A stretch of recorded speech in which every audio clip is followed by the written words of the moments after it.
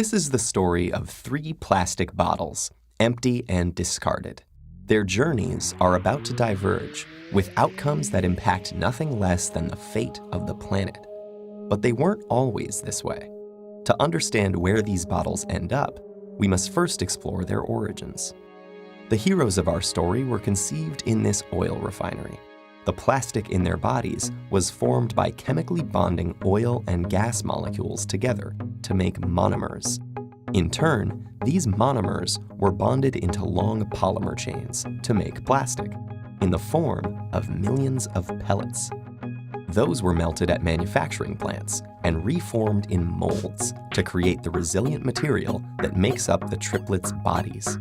Machines filled the bottles with sweet, bubbly liquid, and they were then wrapped, shipped, bought, opened, consumed, and unceremoniously discarded. And now here they lie, poised at the edge of the unknown. Bottle 1, like hundreds of millions of tons of his plastic brethren, ends up in a landfill. This huge dump expands each day as more trash comes in and continues to take up space. As plastics sit there being compressed amongst layers of other junk, rainwater flows through the waste and absorbs the water-soluble compounds it contains, and some of those are highly toxic. Together, they create a harmful stew called leachate, which can move into groundwater, soil, and streams, poisoning ecosystems and harming wildlife. It can take Bottle 1 an agonizing 1,000 years to decompose. Bottle 2's journey is stranger, but unfortunately no happier. He floats on a trickle that reaches a stream that flows into a river, and a river that reaches the ocean.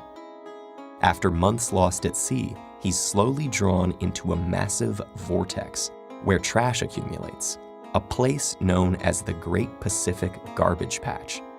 Here, the ocean's currents have trapped millions of pieces of plastic debris. This is one of 5 plastic-filled gyres in the world's seas, places where the pollutants turn the water into a cloudy plastic soup. Some animals, like seabirds, get entangled in the mess.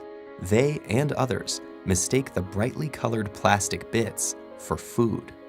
Plastic makes them feel full when they're not, so they starve to death and pass the toxins from the plastic up the food chain. For example, it's eaten by lanternfish. The lanternfish are eaten by squid. The squid are eaten by tuna. And the tuna are eaten by us. And most plastics don't biodegrade, which means they're destined to break down into smaller and smaller pieces called microplastics, which might rotate in the sea eternally. But Bottle 3 is spared the cruel purgatories of his brothers. A truck brings him to a plant where he and his companions are squeezed flat and compressed into a block. Okay, this sounds pretty bad too, but hang in there. It gets better. The blocks are shredded into tiny pieces, which are washed and melted so they become the raw materials that can be used again. As if by magic, Bottle 3 is now ready to be reborn as something completely new. For this bit of plastic with such humble origins, suddenly, the sky is the limit.